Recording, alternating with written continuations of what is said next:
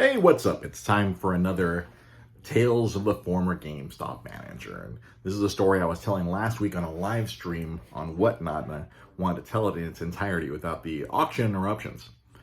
So, when I was an store manager, look at that, I'm already screwing up. We'll screw it, we'll just continue with this take. I was store manager. There were times where I'd see a lot of unscrupulous shit. And one of those times, the story I was telling, well, there was an assistant manager from another store who was stealing the credits from that store and taking them to other stores and cashing them out. See, GameStop merger, all the entire system of pre-orders was dependent on the receipts.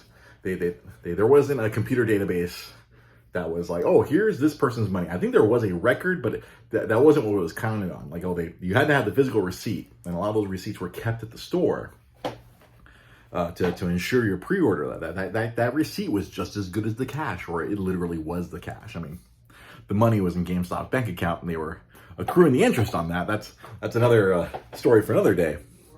But what would happen is there's times where people would pre-order a game, and I don't know if it's just they would forget, or I don't know what the reasons are. Maybe they moved. Sometimes people would fully pay off a game, or they put like 40, 50 bucks down on a game and they just never come back and get it.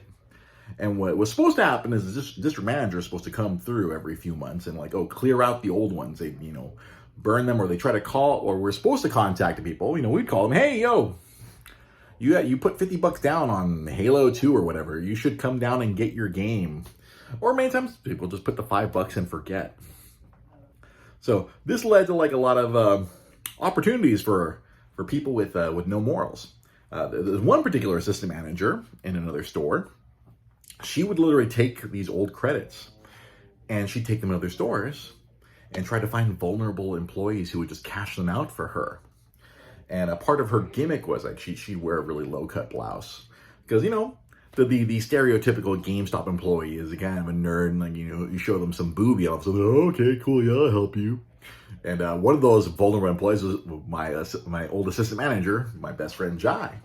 So she rolled into the store and cashed out some $30, $40 credit, and he just happily did it because he was just staring at her chest the entire time. He was more than happy to help her. All right, yeah, here you go. I think I was on my lunch. I wasn't there. I remember seeing this credit. And I'm like, wait, this is from another store. This is from Pasadena. What's this credit doing here? And it's like, oh, she came in, she cashed in her boyfriend's credit. I'm like, that seems odd. And then, so she's, oh, okay, cool. I can take advantage of this Rosemead store. She came in another time, and she tried to pull that shit on me. And but I was like, no, I'm not one of these friggin' dodo heads. Like, oh, show me some boobies, I'll do whatever you want. No, I'm Dre, the friggin' paragon of fucking justice.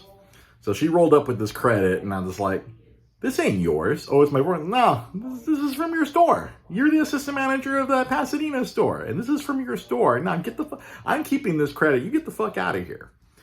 And me being the GameStop assassin, people were terrified of me because oh, you don't break the rules around Dre. That's what people learned over time. It's like, you break the rules around Dre is gonna fucking get you. Because my philosophy was, if I let you get away with this shit, then guess what? That means I'm an accessory and they can fire my ass too. And you're not going to help me pay my rent. So if you're threatening my ability to pay rent, you got to go. I'm not taking a fall for you. That was my mentality. People would call, oh, you're a fucking rat. I'm like, nah, man, I'm protecting my own neck, so to speak. So no, I was just like, oh, what the fuck is this shit?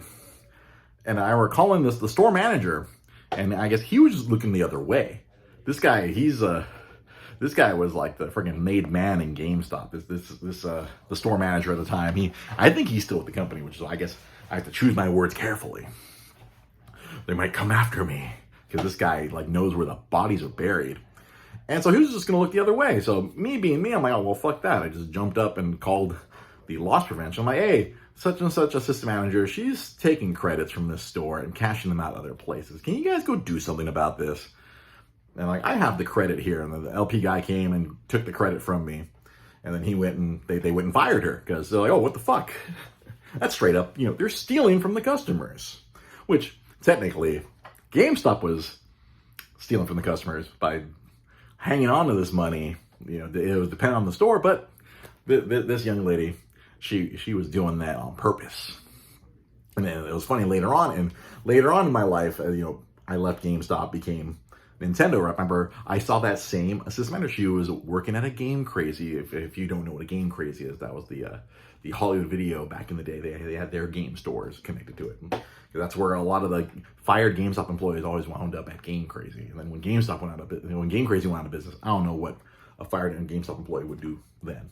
But that was the crazy shit that I saw as a GameStop manager.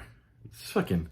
I got a bunch of other stories as I remember them. I'll post them up here on YouTube. Make sure to hit the like, subscribe, and comment, all that stuff. All right, we'll see you guys next time.